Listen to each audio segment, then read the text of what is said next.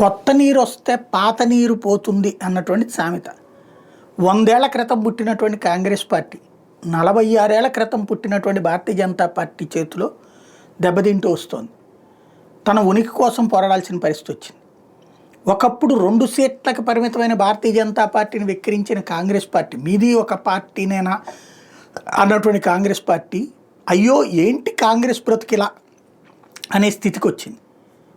Bharatiya Janata party వ్యవస్థాపక దినోత్సవం మనమే జరుపుకున్నటువంటి చూసాం. అయితే ఇక్కడ లెక్క ఏంటంటే, నెహ్రూ రికార్డు వరుసగా 3 సార్లు ప్రధానమంత్రి రికార్డు ఇప్పుడు సమన్ చేసేశారు మోడీ.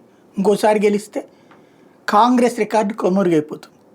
అదే సందర్భంలో వరుసగా 3 సార్లు ప్రధానమంత్రి అయినటువంటిది కాకుండా 3 సార్లు ప్రధానమంత్రి అయిన జాబితా ఇంతకుముందు వాజ్పేయికి కూడా ఉంది. 13 రోజులు ప్రధానమంత్రి, 13 నెలల ప్రధానమంత్రి, 5 ఏళ్ల ప్రధానమంత్రి, 3 సార్లుగా. కాబట్టి 3 సార్లు నాడు వాజ్పేయి ప్రధానమంత్రి అయ్యారు, 3 సార్లు మోడీ ప్రధానమంత్రి. అయితే వరుసగా 3 సార్లు మోడీ, అప్పుడు మధ్యలో 13 రోజుల తర్వాత వేరే ప్రభుత్వం వచ్చింది, 13 నెలల తర్వాత మాత్రం వీళ్ళే కంటిన్యూ అయ్యారు. మళ్ళీ ఎలక్షన్ నాటి జరిగినటువంటి పరిస్థితులు అది. ఇది ఒక ఎత్తు అయితే, దేశంలో ఇవాళ రోజున 21 రాష్ట్రాల్లో భారతీయ జనతా పార్టీ ఆర్ అలయన్స్తో అధికారంలో ఉంది.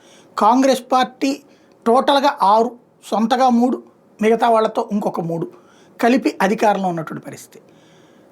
వారు వీరయ్యారు. భారతీయ జనతా పార్టీ క్రమంగా ఒక స్థితికి చేరితే ఇప్పుడు కాంగ్రెస్ పార్టీ ఉనికి కోసం కొట్టాడుకోవాల్సి వచ్చింది. కాకపోతే ఈ ఇద్దరి మధ్యనే పోలరైజ్డ్ పాలిటిక్స్ నడుస్తుంది. తృతీయ ప్రత్యామ్నాయం లేకపోవడం అన్నటువంటిది ఇక్కడ కీ పాయింట్.